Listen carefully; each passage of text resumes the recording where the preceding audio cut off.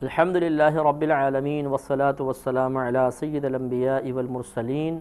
اما بعد فاعوذ باللہ من الشیطان الرجیم بسم اللہ الرحمن الرحیم۔ سورہ بنی اسرائیل کی تقریباً 109 آیات کی تفسیر ہو چکی ہے، اور اسی 109 نمبر آیت کے اور 108 نمبر آیت کے بارے میں ہم کلام کر رہے تھے کہ اللہ تبارک و تعالی نے یہاں پر ان صحابہ کرام کی مدح فرمائی کہ جو پہلے اہل کتاب تھے لیکن پھر وہ ایمان لانے میں کامیاب ہوئے، اور اس کے بعد قرآن کے مضامین پر مطلع ہونے کے بعد ان کی قلبی کیفیات بہت زیادہ تبدیل ہوئیں، اور قرآن کے مضامین نے ان کی قلبی کیفیات کو بدل کر رکھ دیا، اور ان کے دل میں مزید اللہ تعالیٰ کا خوف اور خشوع و خضوع پیدا ہوا، اور اس خشوع و خضوع نے انہیں اللہ تعالیٰ کی بارگاہ میں بے اختیار جھکا دیا۔ تو اس پر ہم یہ کلام کر رہے تھے، اس کا لفظی ترجمہ یہ ہے کہ اللہ نے ارشاد فرمایا بے شک وہ جنہیں آپ سے پہلے علم دیا گیا، جب ان پر قرآن پاک کی تلاوت کی جاتی ہے تو وہ اپنی تھوڑیوں کے بل سجدے میں گر جاتے ہیں، یعنی اپنا چہرہ زمین پر رکھ دیتے ہیں، اور وہ کہتے ہیں کہ ہمارے رب تجھے پاکی ہے، بے شک تیرا ہمارے رب کا وعدہ ضرور پورا ہوگا۔ وہ روتے ہوئے اپنی تھوڑیوں کے بل گر جاتے ہیں، اور یہ قرآن پاک جو ہے انہیں خشوع کے اعتبار سے زیادہ کر دیتا ہے، یعنی ان کے دل میں خشوع میں اضافہ فرماتا ہے۔ تو یہ ہمارا گفتگو چل رہی تھی کہ یقیناً یہ کیفیات ہم پر بھی وارد ہونی چاہیے، ہم پر بھی طاری ہونی چاہیے، کیونکہ ان کیفیات کی موجودگی کو اللہ تبارک و تعالی نے پسند فرمایا ہے اور ان کی مدح فرمائی ہے۔ لیکن ہمارا کلام یہ چل رہا تھا کہ ہم کیوں ایسا نہیں ہوتا کہ ہم جب قرآن پڑھتے ہیں تو ہمارے دل میں شدید اللہ کا خوف پیدا ہو، ہماری آنکھوں سے بھی آنسو جاری ہو جائیں۔ تو یہ وجہ یہی ہوتی ہے کہ ہم قرآن کی عربی عبارت پڑھتے ہیں، اس کے مضامین پر مطلع نہیں ہوتے ہیں، تو وہ مضامین ہمارے قلب میں انقلاب پیدا نہیں کرتا ہے، اور اگر کبھی آنسو نکلتے بھی ہیں عربی عبارت پڑھنے کے بعد تو وہ آنسو حقیقتاً اللہ تبارک و تعالیٰ کو اس حد تک محبوب اور مطلوب نہیں ہیں جو مضامین پر مطلع ہو جانے کے بعد قلبی کیفیت کی تبدیلی کی وجہ سے نکلتے ہیں، کیونکہ یہ ایک وقتی کیفیت ہوتی ہے، دل میں نرمی پیدا ہوئی، رقت پیدا ہو گئی، آدمی نے عربی مضامین پڑھا، کچھ سمجھ میں نہیں آ رہا میں کیا پڑھ رہا ہوں، لیکن بس آنسو نکل رہے ہیں آنکھوں سے، تو یہ آنسو حقیقتاً اللہ کو مطلوب نہیں ہے، نہ اس میں کوئی آنسوؤں کے نکلنے میں کوئی کمال ہے۔ ٹھیک ہے، ایک وقتی کیفیت تھی، وہ اللہ کی عطا کردہ ہی کیفیت تھی جو اللہ نے رقت عطا فرمائی، لیکن اس کیفیت کو کافی سمجھتے ہوئے پھر قرآن پاک کے مضامین پر مطلع ہونے کو ناکافی تصور کرنا یا کوئی اس کو امپورٹنس نہ دینا، یہ بہت ہی قبیح فعل ہے، اور یہی مصیبت ہے کہ بعض لوگ صرف قرآن کی عربی عبارت پڑھ کر تھوڑے سے آنسو نکالنے کے بعد یہ سمجھتے ہیں کہ قرآن کا حق ادا کر دیا۔ اب انہیں ساری زندگی یہ معلوم نہیں ہو پاتا کہ قرآن میں اللہ تعالی ہم سے کیا بیان فرما رہا ہے، اس قرآن کے عظیم وہ نکات کہ جو ہمیں جھنجھوڑ کر رکھ دیتے ہیں اور ہماری عملی حالت میں انقلابی تبدیلیاں پیدا کر دیتے ہیں، ان مضامین پر ہم مطلع ہونے کے لیے تیار نہیں ہوتے ہیں۔ تو ہمیں چاہیے کہ ہم قرآن کو ترجمہ اور تفسیر کے ساتھ پڑھیں اور سمجھیں کہ اللہ تبارک و تعالی اس قرآن میں ہم سے کیا بیان فرما رہا ہے، ہمارے رب کا کیا کلام ہے، اس کو سمجھیں گے تو انشاءاللہ عز و جل بہت ہی بہتری کی امید ہے۔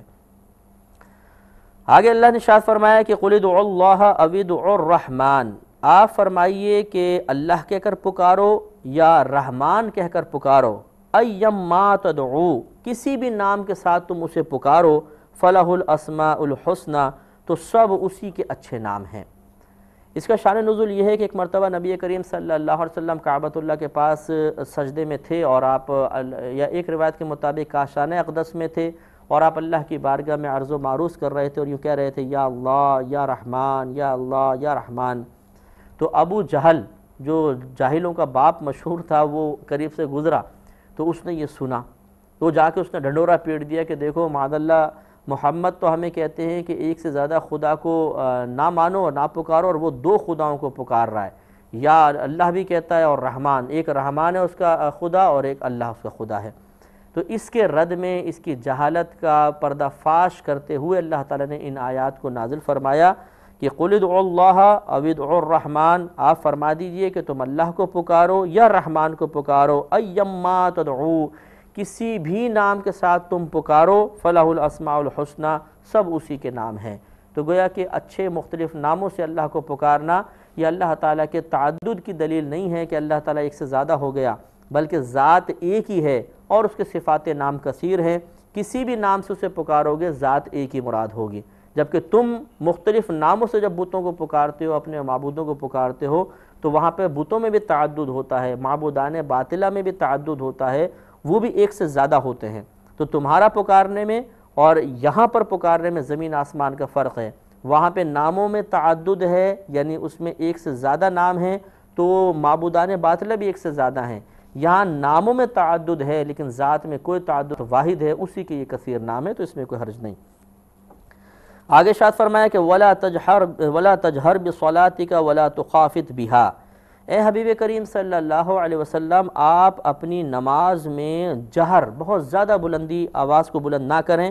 وَلَا تُخَافِتْ بِهَا، اور نہ بہت ہی آہستہ آپ پڑھیں، وَابْتَغِي بَيْنَ ذَلِكَ سَبِيلًا،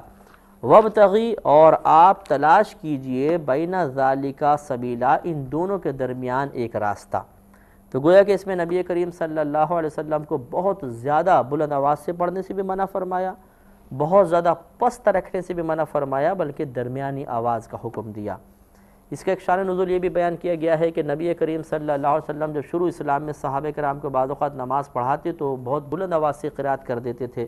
تو اس میں کفار اس قرات کو سننے کے بعد معاذ اللہ قرآن کو برا بھلا کہتے، اللہ تعالیٰ کو برا بھلا کہتے، اور بہت ساری خرافات کرتے۔ تو اللہ تعالیٰ نے منع فرمایا کہ آپ اتنی بلند آواز سے قرات نہ کیجئے کہ کفار کو یہ آواز پہنچ جائے اور وہ برا بھلا کہیں، اور نہ بہت ہی آہستہ کریں کہ صحابہ کرام تک آپ کی آواز نہ پہنچے، اور آپ کی آواز کے ذریعے جو قرآن کا فیض ان کے قلوب تک پہنچے گا وہ ان تک نہ پہنچنے پائے، لہذا درمیانی آواز رکھیے۔ تو یہ اصل میں صرف قرآن کا اصول نہیں ہے بلکہ ہر چیز کا اصول ہے۔ دعا میں بھی اعتدال کا حکم ہے اگر ہم حدیثوں کو دیکھیں، اسی طرح اذکار الہیہ میں بھی فقہائے اسلام نے یہ جو دعا میں حد سے تجاوز کرنے سے منع کیا گیا، اس میں یہ بھی ہے کہ اتنا گلا پھاڑ پھاڑ کے دعا مانگنا کہ گلا ہی بیٹھ جائے، یہ شرعاً ممنوع ہوتا ہے۔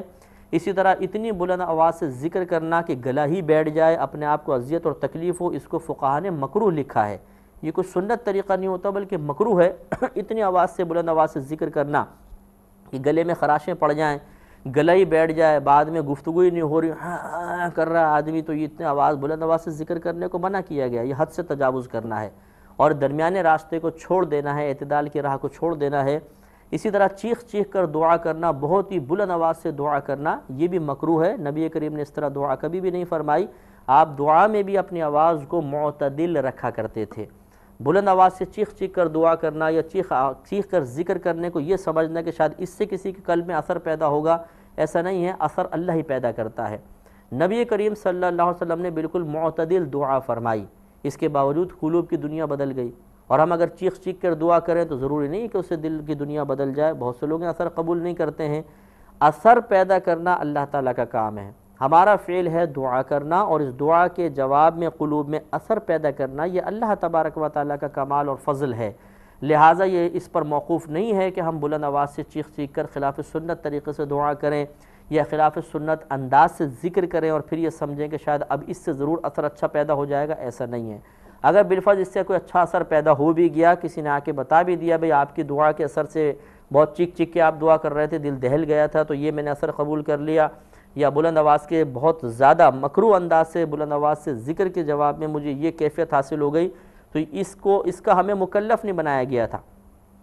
لہذا یہ کوئی کمال نہ ہوا کہ کسی ایک آدھ کی کیفیت تبدیل ہو گئی۔ ہمیں سنت کو اختیار کرنا چاہیے۔ ہمارے نبی کریم صلی اللہ علیہ وسلم کا طریقہ انتہائی معتدل تھا، اعتدال والا تھا۔ آپ نے بلکہ دعا میں مبالغہ کرنے سے، حد سے تجاوز کرنے سے منع فرمایا۔ قرآن کے مضامین بھی یہی کہتے ہیں، اور اس کی شرح یہی مفسرین نے بیان فرمائی کہ اعتدال سے دعا کرنے کا مطلب اور حد سے تجاوز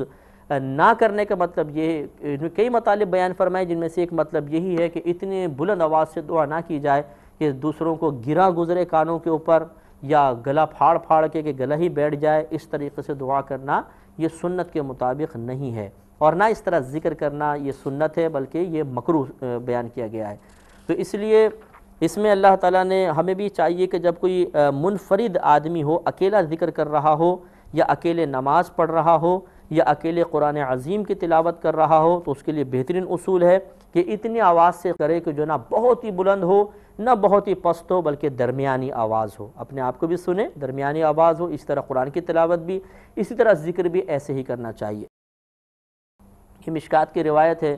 کہ نبی کریم صلی اللہ علیہ وسلم ایک رات اپنے کاشان اقدس سے نکلے تاکہ صحابہ کرام کے معاملات پر مطلع ہوں کہ وہ کیا کر رہے ہیں، کیا کیا عبادت اختیار کر رہے ہیں۔ شارحین نے یہ بیان فرمایا کہ مقصود نبوی صلی اللہ علیہ وسلم یا مقصود نبی یہی تھا۔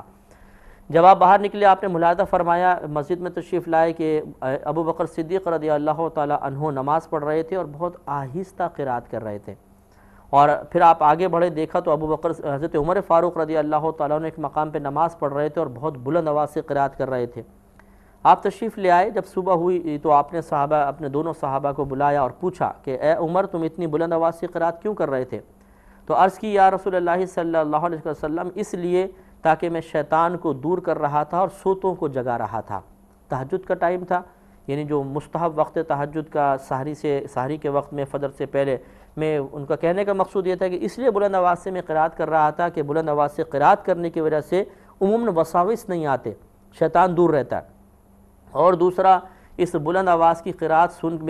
سن کر میرے گمان تھا کہ کچھ لوگ کھڑے ہو جائیں گے کہ چلو جی کوئی قرات کر رہا ہے تو آنکھ کھل جائے گی تو وہ بھی تہجد ادا کر لیں گے، یہ میرا مقصد تھا۔ نبی کریم صلی اللہ علیہ وسلم نے حضرت ابو بکر صدیق رضی اللہ تعالی عنہ سے پوچھا کہ آپ اتنی پست آواز میں تلاوت کیوں کر رہے تھے؟ عرض کی یا رسول اللہ صلی اللہ علیہ وسلم جس کو میں سنانا چاہتا تھا وہ پست آواز بھی سننے پر قادر ہے، یعنی میں نے بلند آواز کو ضروری محسوس نہیں کیا، میں آہستہ بھی قرات کر رہا تھا تو میرا رب اس کو سن رہا تھا، تو خشوع و خضوع اسی سے مجھے حاصل ہو رہا تھا تو میں آہستہ کر رہا تھا۔ تو نبی کریم صلی اللہ علیہ وسلم نے حضرت عمر فاروق رضی اللہ تعالی عنہ سے فرمایا کہ عمر آپ اپنی آواز کو تھوڑا سا پست کریں، اور سیدنا ابو بکر صدیق رضی اللہ تعالیٰ عنہ سے فرمایا کہ آپ اپنی آواز کو تھوڑا سا بلند کریں۔ تو کتنی نفیس نبی کریم نے تعلیم دی کہ بہت زیادہ بلند آواز سے پڑھنا یہ بھی مناسب نہیں ہے، اللہ تعالیٰ کو یہ اتنا بلند آواز سے پڑھنا بھی محبوب نہیں، اور بہت پست کرنا یہ بھی اللہ کے نزدیک ایسا پسندیدہ فعل نہیں ہے، لہٰذا آپ تھوڑا سا بڑھائیے اور آپ اپنی آواز کو تھوڑا پست کیجئے اور اس کو درجہ اعتدال میں لے آئیں۔ تو یہ بھی روایات ہمیں پڑھنی چاہیے، ان کا بھی مطالعہ کرنا چاہیے، اور پھر اپنا محاسبہ کر کے غور کرنا چاہیے کہ کیا ہم قرات میں، ہم قرآن پاک کی تلاوت میں، اذکار الہیہ میں، دعا میں جو آواز ہم نکالتے ہیں اس میں کس درجے تک ہماری آوازیں ہوتی ہیں، اس پر توجہ کرنا ضروری ہے۔ آگے ارشاد فرمایا وَقُلِ الْحَمْدُ لِلَّهِ الَّذِي لَمْ يَتَّخِذْ وَلَدًا، اور آپ فرما دیجیے کہ تمام خوبیاں ثابت ہیں اس اللہ تعالیٰ کے لیے کہ جس نے اپنے لیے کوئی اولاد نہیں بنائی، وَلَمْ يَكُنْ لَهُ شَرِيكٌ فِي الْمُلْكِ، اور نہ اس کے لیے اس کی سلطنت اور ملکیت میں کوئی شریک ہے۔ پہلے حصے میں اہل کتاب کا انکار کہ یہودی کہتے تھے کہ عزیر علیہ السلام اللہ کے بیٹے ہیں، اور عیسائی کہتے تھے کہ حضرت عیسیٰ علیہ السلام اللہ کے بیٹے ہیں، تو ان کا رد فرمایا کہ آپ فرما دیجئے کہ تمام خوبیاں ثابت ہیں اللہ تعالیٰ کے لیے جس نے لم یتخذ ولدا، اپنے لیے کوئی اولاد نہیں بنائی۔ اہل کتاب کا انکار کیا، اور کفاران قریش یا جو یہ کہتے تھے کہ یہ بت جو ہیں یہ اللہ تعالیٰ کی سلطنت میں اللہ کے شریک ہیں معاذ اللہ،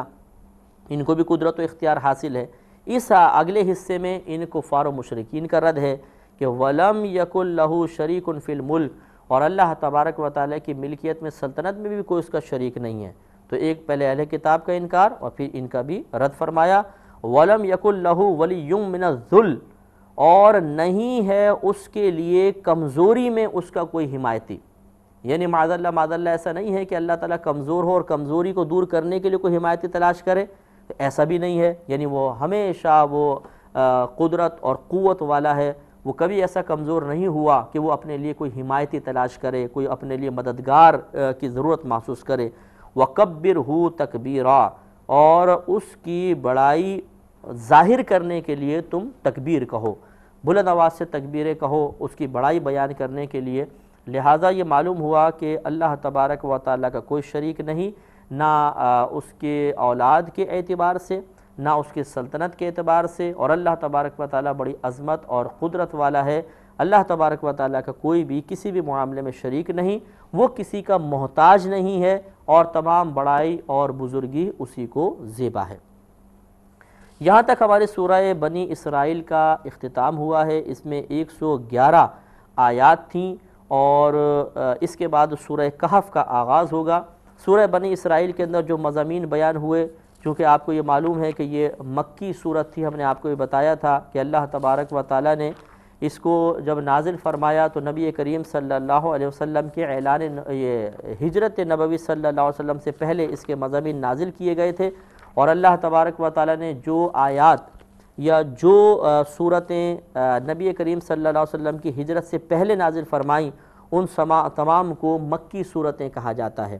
اور اس میں تقریباً 111 آیات تھی، ہم نے آپ کو بتایا تھا، یہ تمام مضامین اس میں بیان ہوئے۔ اس میں اولاً اللہ تبارک و تعالیٰ نے معراج والا واقعہ بیان فرمایا تھا، اور پھر جتنے بھی اس کے مضامین اگر آپ تھوڑا سا غور کریں کہ ان میں ان مضامین کا خلاصہ نکالا جائے تو اللہ تبارک و تعالیٰ نے اس میں آخرت میں اٹھائے جانے کا خصوصاً تذکرہ فرمایا ہے، اللہ تعالیٰ کی وحدانیت کے بارے میں کلام ہوا، اللہ تبارک و تعالیٰ کی قدرت اور عظمت کا اظہار کیا گیا۔ اللہ تبارک و تعالیٰ سے دعا ہے کہ اللہ تعالیٰ ہمیں سورت کی برکات سے بھی مکمل طور پر فیضیاب ہونے کی توفیق عطا فرمائے۔ وآخر دعوانا ان الحمد للہ رب